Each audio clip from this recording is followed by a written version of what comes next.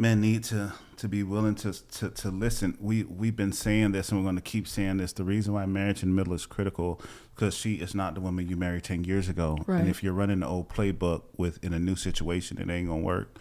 And so you got to be willing to learn, unlearn, and relearn some things and learn some things again. Right. If you're going to be healthy in the long run when it comes to marriage. I think that's because strong. we're ever changing. I mean, who I am this year is not who I was last year, and what I was interested in then. Maybe it's different now, but I need space and room and grace to grow in those things as I'm changing. Hey, what's up, y'all? This is Rod. And this is Kai. And welcome to Married in the Middle. We have been married for 18 years. We have 4 amazing kids and a dog named Appa. This podcast is about helping marriages flourish through the challenges of the middle years.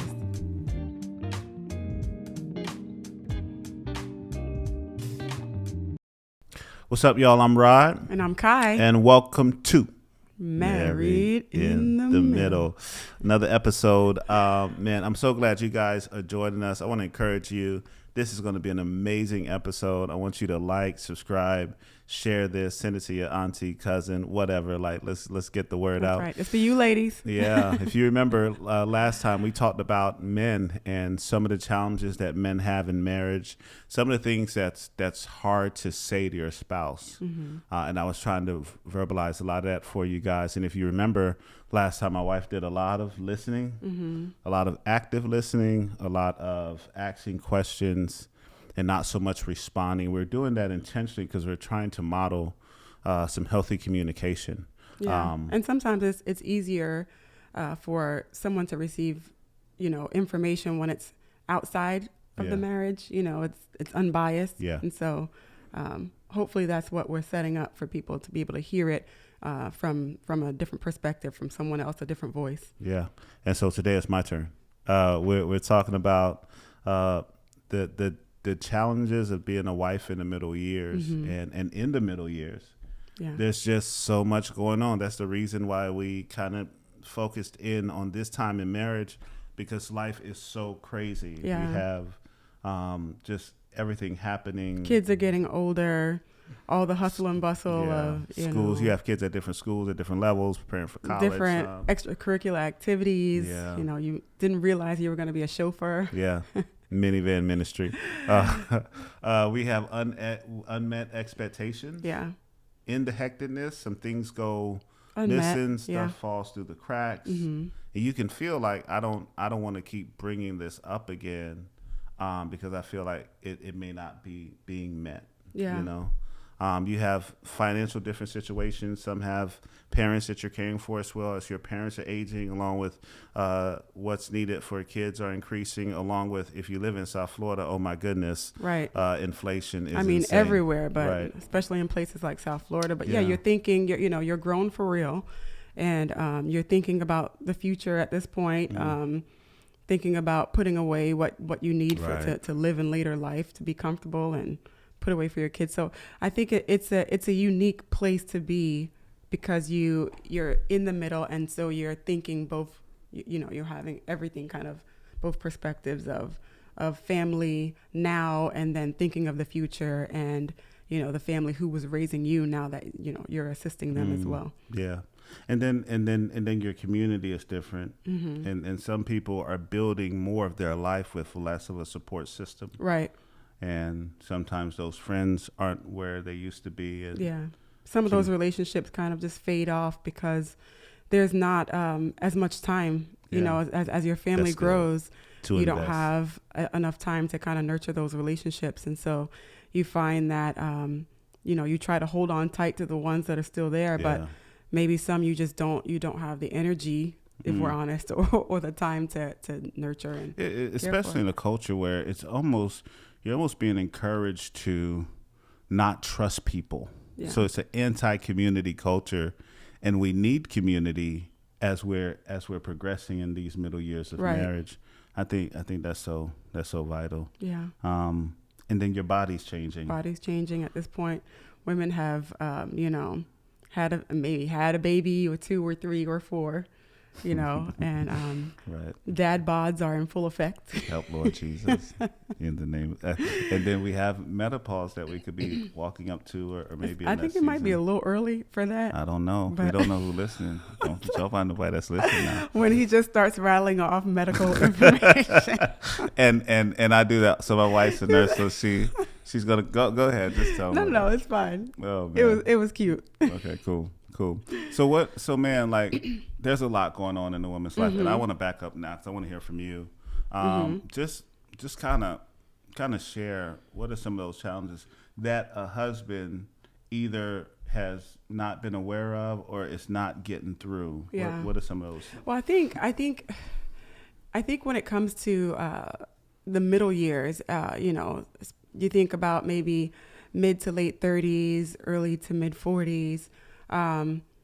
You begin to realize, and I'll speak for myself here, and I think I do speak for a lot of women, you begin to realize the deception that the culture has painted in your mind of what your marriage is supposed to look like, what your family is supposed to look like, how things are supposed to be playing out, and even how you're supposed to feel about your family and about your life. And we pick it up, I think, just as we grow up from different places, TV, commercials, ads, different things, even what we have seen, whether that was something that was good in a good, solid, structured home, we pick up those cues, or if it was in a rough home where people maybe didn't have the best example, and they say to themselves, I'm not going to be like this family. My family is going to be like this. And so we kind of have built subconsciously or consciously a picture in our minds of what life would be like once we have a family and a kid and we get a house and we have our cars and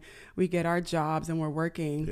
And I think that for a while I was fighting to just maintain that, and I think, when life kicked against that, it made me feel like something was wrong with my family, or something was wrong with my spouse, or something was wrong with my kids. They're not acting right. This doesn't fit in that mold.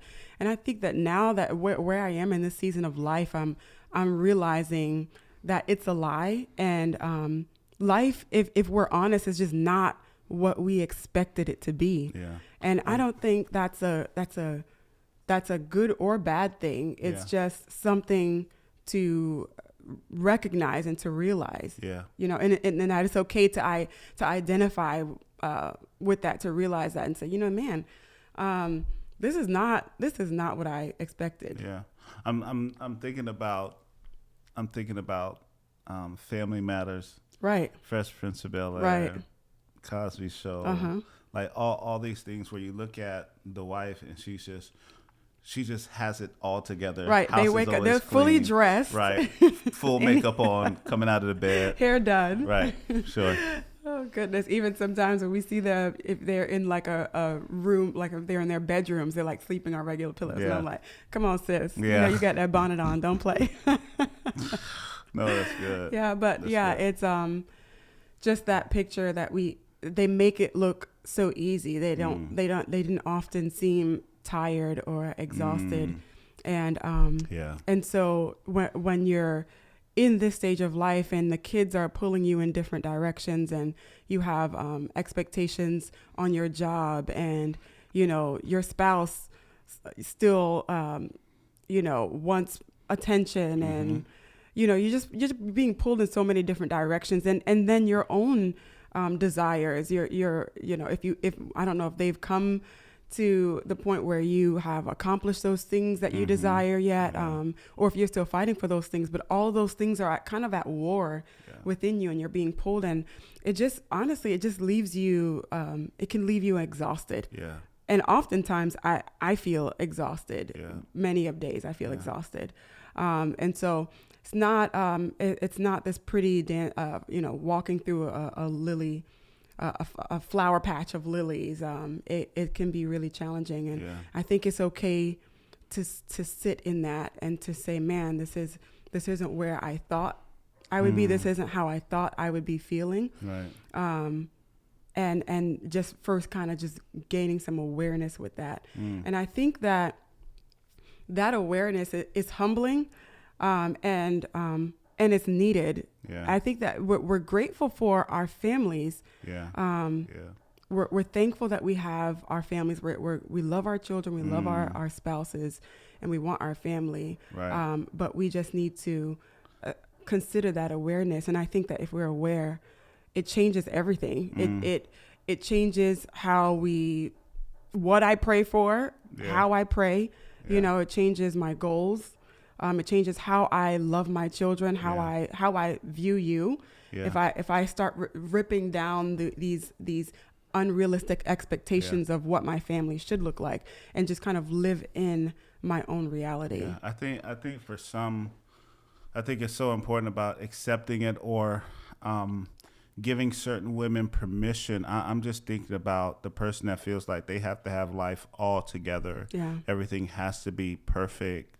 And they're just performing. They're just on this wheel of performance. I think it's important to give that wife permission to not be okay. Yeah. And I think the gospel gives room for that as well, for us to come as we are to God in need. But no, I think that's super helpful. Yeah, because you can really love where you are and be completely overwhelmed where you are at the same time, and that's okay. There are days where where we go out or we have a family moment, and it's such a good day, but it's also a hectic day. Like I think about when it's time for us to go have maybe a day out at the beach or whatever we're doing. Right. I think understanding that it's going to be hectic, or this is going, like giving ourselves room to say, all right, we know we want to leave at this time, but if we give ourselves some space to say, chances are we may get out this late because we know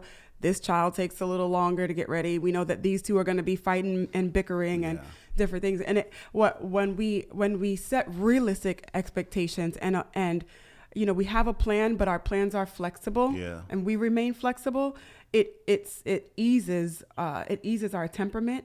And it allows us to have grace for one another, so that we could actually live in the moment and enjoy the moment, and not try to have that moment be whatever unrealistic picture is in my mind. That's good. And be completely frustrated and nobody talking to each other by the time we get home. Yeah. No, that's good. I think women, need that permission. I think they need that permission from their husbands. First Peter talks about living with your wife in an understanding way, so that your prayers aren't hindered. I think that's so important. Yeah, it is important. It is important, and even just for the man to know that this is something that we could be struggling with, and that reassurance of it's going to be okay. We're in this together, and we're going to get through this together. That reassurance that it's going to be okay means a lot as well. Yeah, like you said, that awareness. What do men not know? Now this could be its own episode. What do men not know? But no, what are men that are married that feel like, man, I've been married for 10 years. You can't tell me nothing. Like I know my spouse. I know my family. I know how this works. Maybe a wife is inviting a husband to listen to this, and he's like, blah, blah, blah, blah, blah. Right. Like, what do men need to know from their spouse that maybe the wife doesn't know is articulate? Well, I think that the first thing that you said is that men say, may say, I know my family, I know this, and they kind of have, once you set that in your mind, you don't give any room for that moment or that day or that woman to flourish when you've already determined in your mind that this is how she's going to react. This is how she's going to be. And you really don't get to experience that moment with her. I think that men need to know that, we love hard.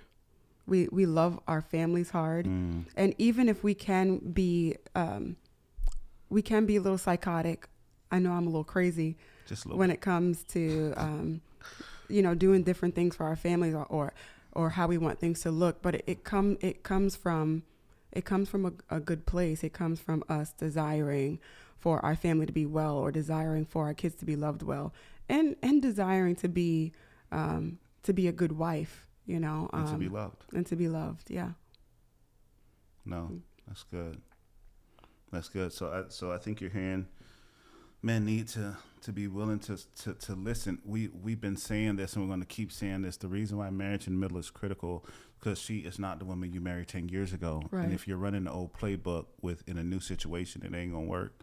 And so you got to be willing to learn, unlearn, and relearn some things and learn some things again. Right. If you're going to be healthy in the long run when it comes to marriage. I think that's because strong. we're ever changing. I mean, who I am this year is not who I was last year, and what I was interested in then. Maybe it's different now, but I need space and room and grace to grow in those things as I'm changing. What does that look like? I mean, it could look like so many things. One big thing could be, at this point, a lot of people may be doing some career changes. Maybe they've been in their career for a while, and maybe, you know, she's interested in something else now. She wants to venture into something new. And she will need your love and your support, and the space to be able to explore that. Yeah. You know, and the permission that's to fail. You know, and you know, when we get excited about something, we get super excited about something, and kind of just be in that with us, be excited with us, be interested in it. You know, investment is not just money and not just a yes, but investment is also your time and you know, your thoughts about it. That's so good. I think just allowing that space for her to grow. Yeah, I think a lot of times men will say, well, she needs to support my vision. She needs to support me. She needs to support me. And the wives also need, what I'm hearing you say is wives need support too. And I think that allowing your wife to explore is huge. What does that look like? What are your interests there? And how are you supporting them? Not just when it's time to make a financial commitment, but supporting her in the exploration. Right, because we have, as women, especially if you have had children at this point, we have sacrificed so much. Like we sacrifice our bodies for one, like bodies with a B, just so y'all heard that. You know, we started out one way, you know, but I mean, growing a human being inside of you is a major traumatic event for the body. And of course the body adjusts and everything, but we sacrifice so much in carrying that child and all of everything that goes along with being pregnant, which is a beautiful thing, but it's also a sacrifice of our bodies. And then we give our bodies to that child. And our heart is for our children. Yeah. The men, obviously, yes, you love those children. Peripherally, you're supporting those children, but it's just a mother's heart for her children, I think, is different. And so we oftentimes, what that looks like is us taking the back seat and us pushing our dreams and our goals to the back burner for the sake of our children flourishing or even supporting our husband. Yeah.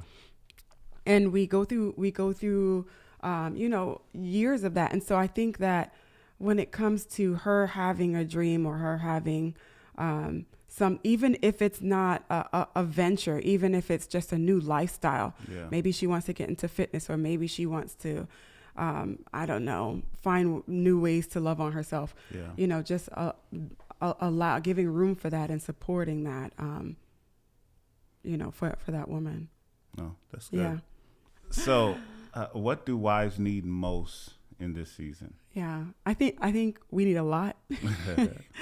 And I mean, different women can say different things. And I think whatever that thing is, you know, the man just needs to be open to hearing. This is, you know, your time to listen and to hear. But I thought about just myself, and I feel like a lot of us can identify with the same things. And I thought of three kind of main ideas of what we in the middle years of marriage and life would need most. I think one, we kind of just talked about it, is support.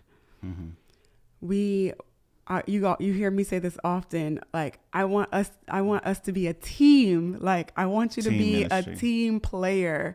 LeBron and AD. Go ahead. And that's with everything, because now that as the kids are getting older, their needs change as well. So it's not just that the kid needs to play, needs to do some, learn their letters or sit in a corner and play with some toys, or, feeding them, in a high chair. Now they have more, their needs are greater. They need maybe some help with their homework, and they have clubs that they're a part of and things that they're a part of. Like, we need to be a team. Like, women need to know that, like, you're in it as well. You're not just providing for your family financially, but that you're in the daily runnings of your family with her, that you're invested, and that you're supporting in that way. We talked about career support, if the career is changing, or if you're just furthering your career, or some women have been maybe at home, stayed at home, and have taken care of her children, and whether she decides to continue in that, or whether she decides to say, hey, I'm going to go back and get a career. She just needs to have your love and support, life adjustments in the home, in the house. I enjoy cooking for my family. It's nice every now and then when you cook. It's funny, on your nights when you have to cook, somehow magically Pollo Tropical ends up on the table. Snap. I don't know where that thing and came I'm from. glad it's your night, so you're providing the meal, right? So it's cool because we gonna eat. Right. But sometimes I feel like, well, wait a minute. When it's my nights, I make a full meal. Yeah. But no, just being a part of that routine in the home. Sometimes, like the other night, and you do this sometimes. After I've cooked and been with the kids or been at work myself, when you come in and you just say, I got the kitchen, and for our kids, like they have like a lot of homework, and a lot of their days are heavy. So sometimes they can't spend 2 hours or an hour and a half doing all of their chores. So when you come in and help, that means the world. It means a lot. And I think a key here is a posture of support, because sometimes we may not be able to do everything that's in our wife's heart to do. Right. But does she sense you're for her? Yeah. I think that's the takeaway. It's one thing to say, we can't do it right now. Well, that's pretty straightforward and simple. Right. But does she sense in the exploration, in the conversation, in the dreaming, that you're for her and with her as a teammate? I think that's good. Yeah. That's good. So another thing I thought about was that we need to be reassured, and we need to feel valued. Like, do you see me with all the things, with all the hats that I wear, with all the things that we juggle as women, and with all the things that run through our mind? Sometimes those things are not always communicated. Like, we want to know that that you see us and that you value what we do. There's sometimes that you tell me thank you for bearing our children, and that means a lot, because that even though they are growing up and it happened a long time ago, it still means something that I had them. And so do you see me? Do you hear me?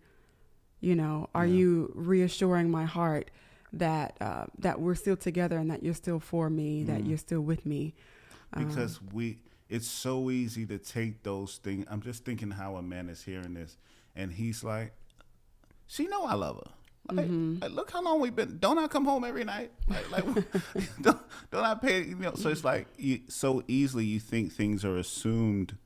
Brothers, hear me, man. We think this stuff is assumed, and we need to think about how we are valuing our wives, so that they're flourishing. Right, because things can be mundane at this stage in life, and I think that this is a point where communication can get really hard as life becomes more hectic, and there can be a lot of withdrawals. That's a whole nother episode that we'll talk about. But just kind of you could be living in your mind, and I can be living in mine, and very true. And so we need you to press in, press in and reassure our hearts that you still see us and that you value us and that you will sacrifice and do whatever it takes. And I don't want that to be unrealistic, but that you're going to put in some effort to show that you see us and you hear us and you know us, whatever that looks like. Different women receive that in different ways. Yeah, I got to do a gospel plug here. Jesus says, "Come unto me, all those that are weary and tired, and I will give you rest." And we're supposed to love our wives as Christ loves the church. Yeah. Listen, there's a tough side to Jesus. He's coming back, tatted up, roaring lion. We know that. But there's a tender side to Jesus too. And he wants us to come and rest. We have a high priest who can be touched by the feelings of our infirmities. We need to lean into that. So as brothers, I'm saying this is not a weakness of men. This is a strength of men. I think there's some masculinity that needs to be redefined in certain situations. So I want to encourage my brothers to lean in here. Yeah. Hey, what's up? We hope you are enjoying that episode. I want to encourage you to like, comment, share, subscribe. If you are listening to this on the podcast, I want to encourage you to leave a review. Leave a review, yes. And we want to let you guys know that we're trying to build a community of members. Yeah, so we have a Patreon page where you could interact with us on a more personal level. You can get exclusive content. So if you want to know more about our Patreon page, check out the description box below and click on that link. So enjoy the episode. Peace. I think that we are aware that life is hard and you have a lot on your plate as well. Like we can acknowledge that, we can see that. But sometimes when we feel like we're not valued and we're not appreciated, it's really hard for us to continue to give. And sometimes it's not about you doing everything that I want you to do, because I know that that's not real life. Right. But the effort means something when I see that you're making an effort. It makes a difference in how I feel, and I feel more confident just going forth day to day, knowing that you're making an effort to be a strong support for me and to let me know that you value me. No, that's good. And what else? I think the third thing is that we want real intimacy. And I say real intimacy. Oh, I know what you're talking about. I know what you're talking about. Go and tell the people. I think men and women think of intimacy very differently. Sure. And we think of that kind of, we think of sexual intimacy as well. But intimacy is so much, it's so much more of a bigger word than to be kind of in a box with just sex. I heard a quote from, I think it was Focus on the Family, and it said, real intimacy makes us feel known. Real intimacy makes us feel known. Wow. Yeah. And so we want you to hear our hearts.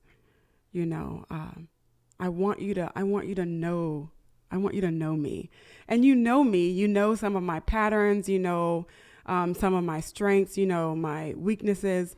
But do you know my heart? Do you know my fears and my insecurities?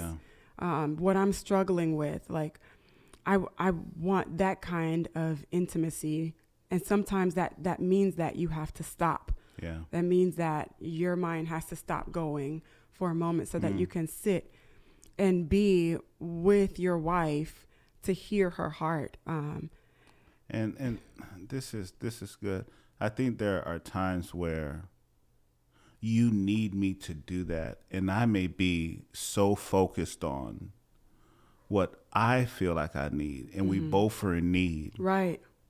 We both are at a deficit, and I guess we'll get there in the end, like what to do if we don't feel that. But man, it's somebody got to yield. Somebody got to be the hero. Somebody got to be the hero for the other person needs to get met, and for you to provide that for your spouse. Right. And it's just good for men to know that this is what we want.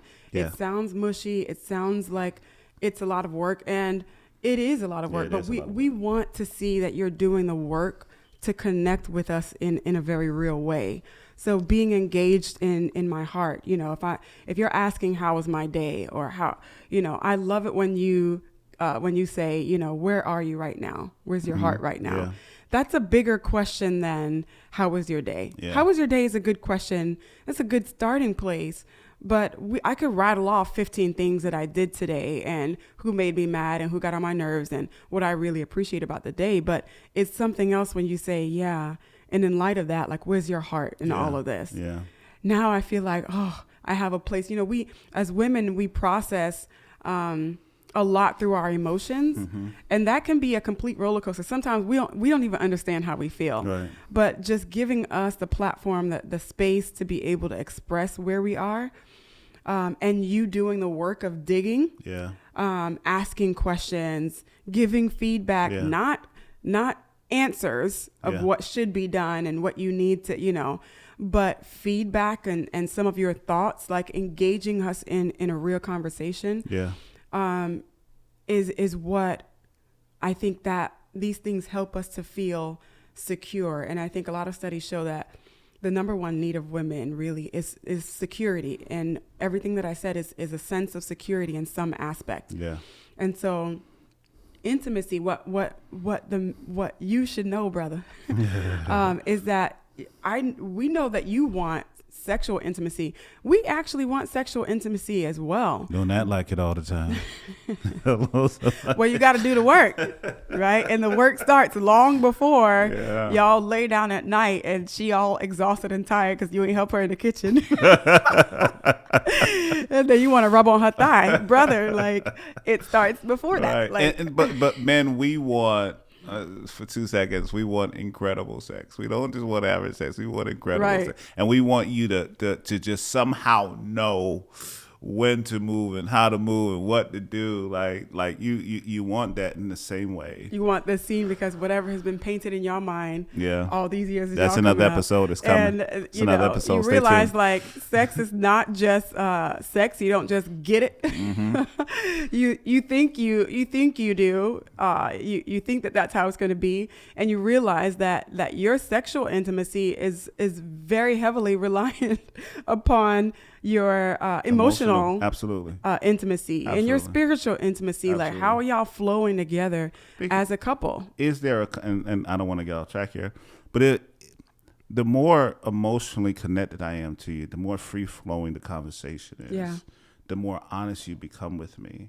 When it comes to the bedroom, if you don't have honesty with your partner, you can't communicate, you're not going to fulfill your sexual potential. Right. And you're just creating barriers in the bedroom. And so maybe you will get sex because, you know, my body belongs to you, your body belongs to me. But really, you don't want that kind of sex. I mean, some men are like, I'll take it.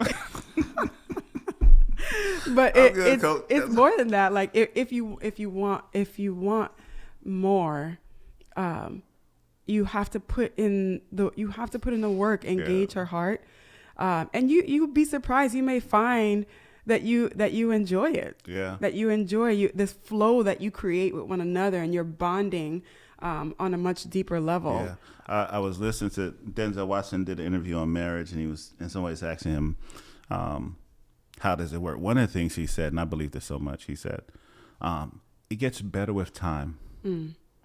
It gets better with time, and man, maybe somebody just needs to hold on to that piece. Like as you age, it gets better. It gets better with time. So I hope that's an encouragement. Yeah. But yeah, we want to see that you are emotionally available for us, because we process so much through our emotions, and we know that we're extra. Down deep inside, we know that we're extra. And every woman is different, and so some women, you say, how was your day? Where's your heart? You know, and she can rattle off, 50 million things and get right into it. And then some women are different. It might take more. Like, you might have to pry a little bit, and you may have to maybe set the atmosphere. So maybe if the kids are all running around and y'all doing this, doing that, it's probably not the best time to ask her where's her heart and everything. But man, to show her that you want to make space, you want to make space, and not, all right, let me go on and dig in your heart now. You know, what's your day look like? What happened? Yeah. But to know, to know that you desire that. Yeah. Let me tell you, brothers, that's a turn on. Like you want to know where I am, and maybe that may include some tears. You know, we could go from different ends of the spectrum. We could start off laughing, then be angry, and then end up in tears, and then be back to laughter again. But man, take that roller coaster with us. It's okay. You might find that you enjoy that roller coaster as well. And the results of a woman's heart feeling like she's connected with yours. Now she feels fully free to give her body to you. Yeah. You know, she doesn't feel restricted or feel like, we're married, but I feel like we're strangers. Or to honor you. Yeah. Or to respect you. Or to support you. I think all these things are working and flowing together. And so, man, thank you for sharing that. What an encouragement, man. Here's another question we have for you. What happens for women that don't get that? So that ain't happening. Maybe they say in the course of my marriage that ain't never happened. Right. And it don't look like it's gonna start happening next week. It's hard. What do women do when they're not receiving those things? First of all, let me just reassure you, women out there. Chances are, if you're married in the middle, then you're there. That's good. Chances are that you're not always getting what you desire. You're not getting him to be. He's not always emotionally invested. Yeah. He's not digging in your heart. You know, and I'm not saying always, but no, that's that's real, and that's it's what we real. want to be. We don't want to paint a facade like right. anything is batting 1,000%. Like right. this is hard stuff. Yeah, man. Give yourself some grace. Yeah. Like we know that it's hard. Like sometimes we Rodney and I will say, man, sometimes we're like two ships passing in the night. Straight up. And I've seen him. I saw you a few times today, and I just don't know that we connected whatsoever. Yeah. And sometimes we could go a whole day and realize, man, I don't even think I touched him at all today. Yeah. You know, I didn't even put my hand on his shoulder, and you feel that emptiness, and I feel like, man, he has no idea what's going on in my mind, all the thoughts that's happening in my mind, and everything that I'm trying to process. And you have that. So now you have these two in there, just like we said, living in their own minds. Yeah. And then on top of that, all of the pressures, you're probably there. And it's hard for you to give, and it's hard for the husband to give as well. And I think this is one, you being here, listening to this right now is a step. That's good. Like having awareness, knowing that you're not the only one. Yeah. Again, you're not the only one who feels this way. And I think that's a ploy of the enemy, is to make you feel like there's something wrong with your marriage, because this is where, look at what your husband doesn't do for you. And when you go to church or when you go to the park and you see other men, look at what they're doing. You don't know what's happening in their home. So don't be fooled. Don't be tricked by that. We're all humans, which means we're all a hot-heated mess. Yeah. And so know that. Don't put that kind of pressure on yourself, on your husband, on your family. You know, we're all struggling in some form or fashion when we're married in the middle, and that looks different for each couple. We struggle with different things. Yeah. But we're all there. And in the same breath, receive that grace, but also receive the truth that you need to step up. Right. Right. So that we're not coddled in this space. Like, we need to be the men that God's calling us to be for our wives, for our children, for our family. We need to step up and be those men. And that takes intentionality. Yeah. It takes intentionality. If you go through a whole day and you feel completely comfortable, chances are you have not engaged your wife's heart. Right. Chances are you have not done the work of trying to draw closer to your wife or be in her world. If you could just go the full day and just be like, I'm kind of free today. Yeah. You know, it should feel uncomfortable. Because sometimes engaging her heart means she's going to tell you stuff about yourself and things that she's dissatisfied with. Sometimes that comes. Actually, if you're married in the middle, chances are that's often. Yeah. And you have to just be willing to hear her heart and work through it. Ask those questions and get down to the root of really what she needs and what she wants. Sometimes her rattling off different things really comes down to I'm hurt. Yeah. or I feel alone. Yeah. You know, those are more foundational feelings that other things are built on, and we have topics for different things. You didn't clean up, or you didn't help me with the kids, or you didn't, you know, and really the foundation of that, if you ask enough questions, is, man, I felt abandoned today. Yeah. You know, and that's a better place to work from. You know, but it takes work to get there. But if you're here, preaching good too. If you're here, right? We always come from a place. We are Christians. We're believers, and we believe in prayer. And I believe in prayer, and prayer, not just prayers against our husband. When the Bible says pray, when we say pray for, you know, your husband, it's not, Lord, change him in this, help, make him do this, make him that. And I think that's okay if that's a portion of your prayer, because God is not intimidated by your prayers. He's not intimidated by your frustration, and he can shoulder every emotion that you're feeling. Yeah, you know, he's not your husband, so he can handle what you're dealing with. So you can complain. I know I sure do. You know, I have my 5 minutes of venting, maybe 6 if you really made me mad. But, you know, we need to get to a place in prayer where we're really praying, Lord, your will for my husband's life. And I think that in praying for our husbands, the Holy Spirit also shows us our own heart. Or we can be brave enough to ask the Holy Spirit to show us our hearts. And we can see where we are in this as well. Sometimes it's a matter of perspective, and sometimes what we're frustrated with or what we desire may not even be coming from a sincere motive. You know, it may have been you on social media for the past 45 minutes and getting all of this stimulus, and then feeling like your husband is falling short. So I think prayer is important for our hearts. It's helping to cover our husband and helping to shape our own hearts and minds as well, for God to do a work. And so I would say prayer, and then I would say to communicate. I think it's easy to just shut down, to just know, or to just feel like, what is the point? You know, you get to a place where you're like, what's the point? I've said this 50 million times to him. Actually, I said it 3 times to him today, just alone. And to feel like what's the point in bringing this up? Because it's not going to go anywhere. And I think that that's the beginning of death in your marriage, is giving up hope. You know, when you're no longer hoping for the best. I think that's a dangerous place to be.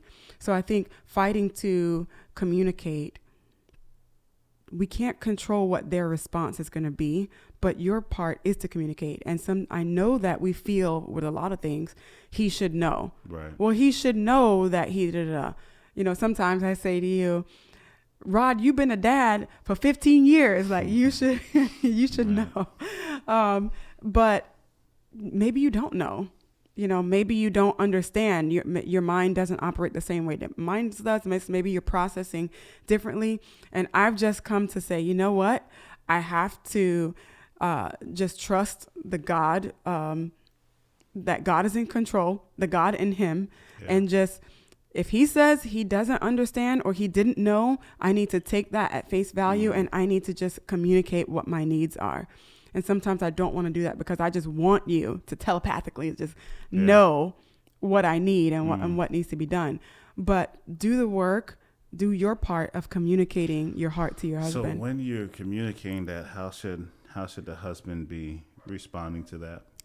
I think, men, put your guards down for a moment. When we see that you're completely guarded and you're about to defend yourself and looks like your ego has been hurt, we don't feel like that's a safe place to express our feelings in our heart. Like it doesn't feel safe to tell you where I am if I feel like all you're doing is coming up with a rebuttal, or that you're just gonna defend yourself, or that what I'm saying makes no sense, or that you're gonna shut down. You know, it's not that we're always trying to criticize you, and I think that egos can get involved in this, where, you know, men oftentimes feel attacked, because she's expressing some of her heart. And, we just need you to hear, ask the questions. Women, we know that they're not perfect, so we need to give grace. But if we don't get to the point where we can say it in an honorable and respectable way, like we want it to be fruitful. So, And then even if the man or woman shuts down for a moment, it needs to be a promise to return. Yeah. It needs to be a promise to return and finish that conversation, because it's important. Yeah, it is important. So just hear her out. Whatever you have to do to allow yourself to sit in that. It will bear fruit, not just in her life, but in yours, because you're one. Yeah. Yeah. So you did a good job. Babe, don't say that on sorry. the recording. I'm just like, man, this is. I hope y'all are benefiting, ladies. She said a lot, and then we just always want to encourage people. Use systems of support. If you need counseling, if you need therapy, if you need to walk with a pastor, if you need to let your group leader know, if you need to talk to your mama, auntie, or something, someone that can help you objectively, not just agree with you. Right. Not just tell you you're right. Yeah, and just comfort you. Oh, it's going to be okay. And not if folks ain't saying the hard things to you, they ain't the folks.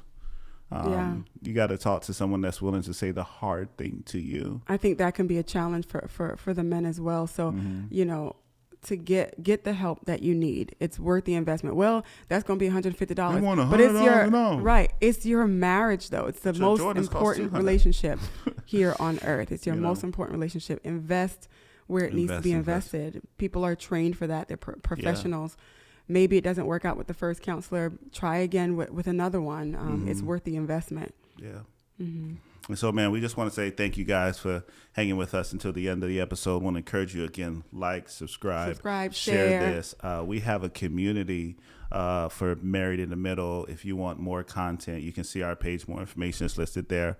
But love you guys, and we'll talk to y'all soon. Hope you guys were blessed by this, and we're hoping, if anything, that this just spurs on conversation for you to stop. If you have to pause it throughout the video and talk or have a session afterward, we're hoping that that's what it produced. Awesome. See you guys later. Peace. Bye.